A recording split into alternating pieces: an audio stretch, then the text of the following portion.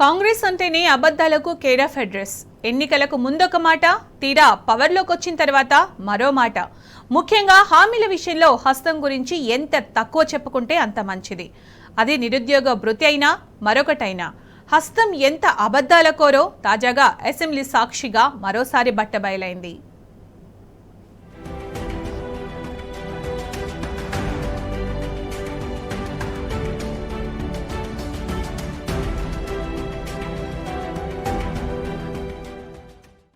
ఏరు దాటాక తెప్ప తిరగేసిన చందంగా ఉంది కాంగ్రెస్ తీరు. అధికారం కోసం నోటికొచ్చిన హామీలిచ్చింది హస్తం పార్టీ.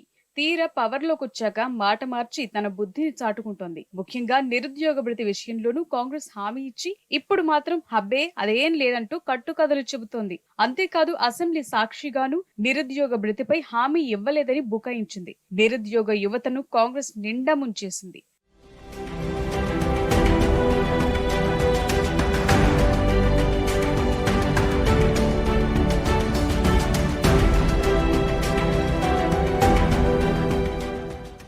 నిరుద్యోగ భృతి ఏమైందంటూ అసెంబ్లీ సాక్షిగా కాంగ్రెస్ ను బీఆర్ఎస్ నిలదీసింది. దీనికి సమాధానం చెప్పాల్సిన కాంగ్రెస్ మాట మార్చింది. డిప్యూటీ సీఎం మల్లు భట్టి విక్రమార్క తాము ఆ హామీనే ఇవ్వలేదని బుకాయించారు. మా 6 గ్యారెంటీలు ఆ హామీనే లేదని చెప్పుకొచ్చారు. నిరుద్యోగ భృతి ఎప్పుడు ఇస్తారని అడుగుతూ అన్నాడు మిత్రుడు. మేము నిరుద్యోగ భృతి 6 గ్యారెంటీల్లో కానీ మేము దీంట్లో కానీ మేము చెప్పలేము. మేము ఉద్యోగాలు ఇస్తామని చెప్పాం. ఒక్క నిమిషం దీనికి కొంచెం ఒక్క నిమిషం సార్, ఇది మీరు మళ్ళీ ఒకసారి కావాలంటే వెరిఫై చేసుకొని మాట్లాడండి. అట్లాగే సరే ఈ 7 లక్షల కోట్లు అప్పుల భారం తగ్గించుకోవడం కోసం ఈ సలహాలు సూచనలు కూడా కావాలి.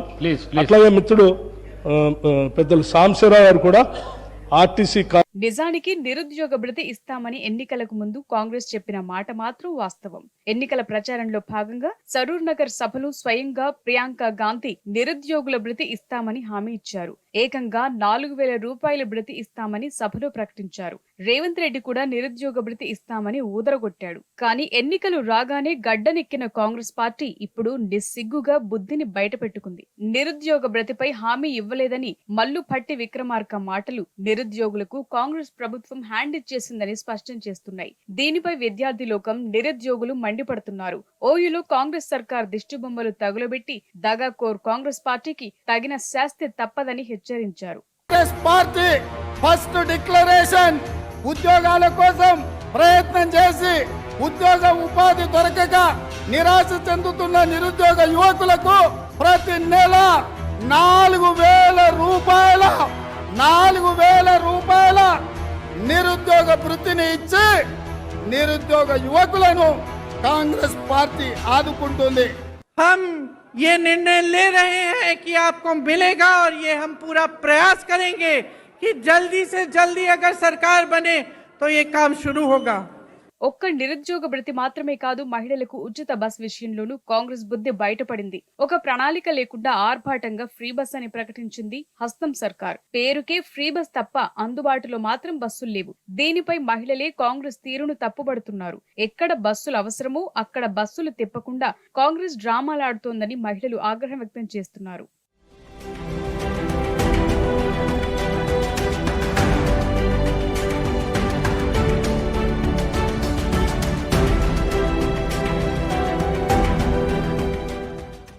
₹500 గ్యాస్ ఇస్తామన్న కాంగ్రెస్ హామీపై ఇప్పటిదాకా క్లారిటీ లేదు. కేవైసీ కోసం జనం చక్కర్లు కొడుతున్నారు. ₹500 గ్యాస్ వస్తుందనుకుంటే ఇప్పటిదాకా ఆ దిశగా క్లారిటీ ఇవ్వకపోవటంపై జనం మండిపడుతున్నారు.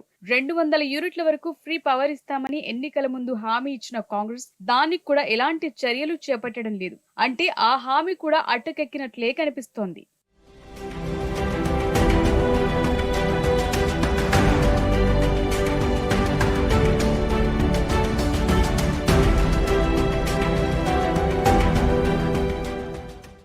ఆరు గ్యారంటీల అమలుపై ఇప్పటిదాకా సరైన క్లారిటీ ఇవ్వని కాంగ్రెస్ ప్రభుత్వం శ్వేతపత్రం పేరుతోనూ అసెంబ్లీలో పెద్ద సీన్ క్రియేట్ చేసింది. గత బీఆర్ఎస్ పాలనపై బురద జల్లటమే లక్ష్యంగా అందులో అవాస్తవాలను ప్రస్తావించింది. కేసీఆర్ హయాంలో జరిగిన అభివృద్ధిని ప్రస్తావించకుండా లేనిపోని కట్టుకథలను శ్వేతపత్రంలో ప్రస్తావించి బుద్ధిని బయటపెట్టుకుంది. దీంతో బీఆర్ఎస్ మొదలుకొని ఎంఐఎం, సిపిఐ పార్టీలు కూడా ప్రభుత్వ తీరును తప్పుబట్టాయి. లేనిపోని అభూత కల్పనలతో తెలంగాణ ప్రతిష్టను మసగబార్చొద్దని హెచ్చరించాయి. పేజ్ నెంబర్ 5లో అధ్యక్ష, అంటే చాలా విషయాలు ఉన్నాయి. మేము మాకున్న కొద్ది సమయంలో, ఎందుకంటే ఈ దేశంలోని అనేక రాష్ట్రాల వివరాలు చాలా కన్వీనియంట్గా వాళ్ళకు అవసరమైనటువంటివి ఇందులో పొందుపరిచే ప్రయత్నం చేసినారు. బట్ అధ్యక్ష, ఇందులో పేజ్ నెంబర్ 5లో కర్ణాటక రాష్ట్రానికి సంబంధించి బడ్జెట్ ఎస్టిమేట్స్ అండ్ ఎక్స్పెండిచర్ది మేము కాగ్ రిపోర్ట్ ఇప్పుడే నెట్లో ప్రింట్అవుట్ తీస్తే అధ్యక్ష, బడ్జెట్ ఎస్టిమేట్స్ కర్ణాటకది 2,31,142 కోట్లుంటే ఇక్కడ 2,31,642 కోట్లుగా చూపించారు. ఎక్స్పెండిచర్ విషయంలో కూడా అధ్యక్ష 2,61,932 కోట్లను చూపించారు. కానీ కాగ్ రిపోర్టు నివేదిక ఆధారంగా ఎక్స్పెండిచరు 2,54,525 కోట్లు, అంటే దాదాపు 7,000 కోట్లు ఎక్స్పెండిచర్ ఎక్కువ చూపించినట్టుగా ఈ కాగ్ రిపోర్ట్ను బట్టి చూస్తాం. అంటే మొత్తంగా తప్పుల తడకతోని ఈ వివరాలను వాళ్ళు పొందుపరిచిండ్రు. వాళ్ళు కేవలం ఇదంతా కూడా ఒక గత ప్రభుత్వాన్ని బదనాం చేయాలనేటువంటి ధోరణి కనబడతా ఉంది అధ్యక్ష. అదేవిధంగా ఇందులో ఉమ్మడి ఆంధ్రప్రదేశ్ వ్యయము తెలంగాణ వాటా అంటే 1956-57 నుంచి 2013-14 వరకు 41.68% ఖర్చు చేసినట్టుగా గంపగుత్త లెక్క తీసినారు. ఇది మనందరికీ తెలుసు అధ్యక్ష. వాస్తవానికి తెలంగాణ ఉద్యమం ఎందుకు వచ్చింది, ఈ పోరాటాలు ఎందుకు వచ్చినాయి, 69లో ఎందుకు పోరాడినాం అంటే తెలంగాణకు నిధులు తెలంగాణ ప్రాంతంలో ఖర్చు పెట్టాలనే జెంటిల్మెన్ అగ్రిమెంట్ను అమలు చేయకపోవడం వల్లనే ఆ రోజు తెలంగాణ ఉద్యమం వచ్చింది. అంటే దాని మీద గతం మీ కాంగ్రెస్ పార్టీయే, అప్పుడున్నటువంటి కాంగ్రెస్ ప్రభుత్వాలు మరి చాలా కమిటీలు వేసినారు. అప్పటి controller and auditor general Kumar Lalit committee కానీ, supreme court judge Vashishtha Bhargava committee report కానీ, బీపీఆర్ విఠల్ గారి రిపోర్ట్ కానీ, అన్ని రిపోర్ట్లలో కూడా ఏముందంటే తెలంగాణ ఆదాయాన్ని ఆంధ్ర ప్రాంతంలో ఖర్చు పెట్టినారు, తెలంగాణలో ఖర్చు పెట్టలేదని చెప్పి చాలా స్పష్టంగా అనేక రిపోర్ట్లు చెప్పినటువంటి విషయం కూడా మనందరికీ తెలుసు అధ్యక్ష. అందులోనే చూసినట్టయితే ఒకసారి కుమార్ లలిత్ కమిటీ 1956-68 పీరియడ్లో ఒక రిపోర్ట్ ఇచ్చినారు. తెలంగాణ రెవెన్యూ ఇన్కమ్ 102 కోట్లయితే మరి Telangana funds spends in Andhra reason 34.09 కోట్లు అని చెప్పి అప్పుడే ఒక రిపోర్ట్ కూడా ఇచ్చారు అధ్యక్ష. అదేవిధంగా వారు మరి జస్టిస్ భార్గవ కమిటీ రిపోర్ట్లో కూడా ఆ వివరాలన్నీ కూడా తేల్చారు. అంటే ఇది నేను ఎందుకు చెప్పే ప్రయత్నం చేస్తున్నా అంటే ఇక్కడ మీరు 41.68% తెలంగాణలో ఖర్చు పెట్టారు అని ఏ లెక్కలైతే చూపించారో ఇది శుద్ధ తప్పు. కావాలంటే దీని మీద ఒక హౌస్ కమిటీ వేయండి, మొత్తం లెక్కలు తీద్దాం, నిజంగా ఎంత ఖర్చు అయిందో కావాలంటే మేము చూపించడానికి రుజువు చేయడానికి సిద్ధంగా ఉన్నాం. అంటే మీరేంటంటే అది 41.68% ఉమ్మడి ఆంధ్రప్రదేశ్లో ఖర్చు అయింది, అది ఏదో మెరుగ్గా ఉందని చెప్పి చూపించేటట్టు ఒక ప్రయత్నం చేసినారు, which is totally false and wrong అధ్యక్ష. అంటే బేసికల్లీ ఇంకోటి కూడా జరిగింది అధ్యక్ష. నాకు తెలిసిన సమాచారం మేరకు ఈ రిపోర్ట్ ఇదంతా కూడా ఇది ఎవరు తయారు చేసిండ్రు, మీకు తెలంగాణ అధికారుల మీద నమ్మకం లేక మన ముఖ్యమంత్రి గారి పాత గురువు గారి శిష్యులు ఒక రిటైర్డ్ ఐఏఎస్ అధికారి, ఒక సస్పెండ్ అయినటువంటి ఫైనాన్స్ డిపార్ట్మెంట్ ఆంధ్రప్రదేశ్ అధికారులను పెట్టి ఇదంతా ఒక కుక్కుడప్ స్టోరీ తయారు చేసి ఇది ప్రజల ముందు పెట్టేటువంటి ప్రయత్నం చేస్తూ ఉన్నారు. సరే, ఆ వివరాలు వాస్తవాలు వచ్చినప్పుడు నేను అన్ని విషయాలు కూడా బయట పెడతాం అధ్యక్ష. నో, ఐ వుడ్ లైక్ మాకు తెలుస్తాయి కదా, అందుకే మాకు తెలిసిన సమాచారం మేరకు అన్నాను. సరే అధ్యక్ష, పేర్లు చెప్పమంటే చెప్తా, ఆధారాలు చూపించమంటే చూపిస్తా. అట్లా నేను ఎందుకంటే అలా బోదలుచుకోలేదు. Telangana state at a glance on 13th of December, which I have, sir. This book, sir. Sir, this booklet gives the data on the progress achieved by the state since 2002 to 14. Sir, I don't know.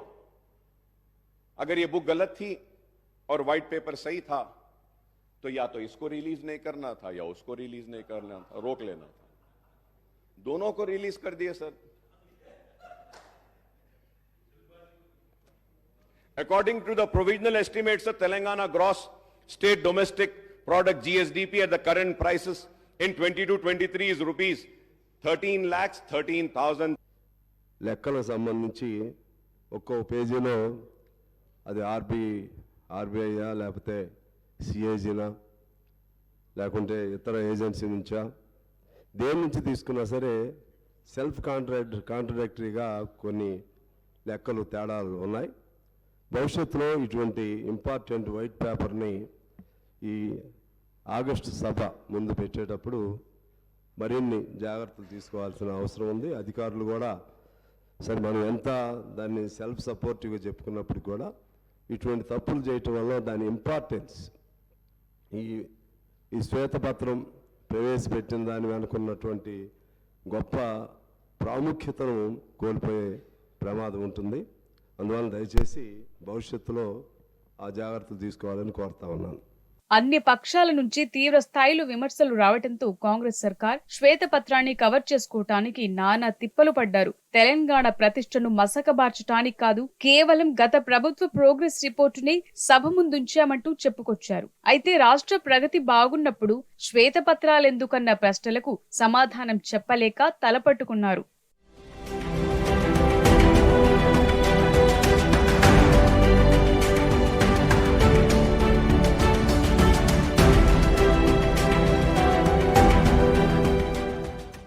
మొత్తంగా అధికారంలోకి రావటానికి అలవికాని హామీలిచ్చిన కాంగ్రెస్ ఇప్పుడు అమలు చేయలేక చేతులెత్తేస్తోంది. ఎత్తివేతకు సాకులు వెదికేందుకు అసెంబ్లీలో శ్వేతపత్రాలు పెట్టినా విపక్షాలు గట్టిగా నిలదీయటంతో కాంగ్రెస్ ప్లాన్ బెడిసికొట్టింది. అటు గ్యారంటీలు అమలుకి గాయగత్తరవుతున్న కాంగ్రెస్ పార్టీ మేనిఫెస్టోలో ఇచ్చిన హామీల ఊసెత్తటం లేదు. మరోవైపు జనం ఇప్పటికే కాంగ్రెస్ పార్టీ తమను దగ చేసిందని మండిపడుతున్నారు. గ్యారంటీలు మేనిఫెస్టోలో హామీలు అమలు చేయకపోతే తీవ్ర నిరసనలు తప్పవని హెచ్చరిస్తున్నారు. దీంతో ఓట్ల కోసం ఇచ్చిన హామీలు ఇప్పుడు గుదిబండలయ్యాయని కాంగ్రెస్ పార్టీ తలపట్టుకుంటోంది.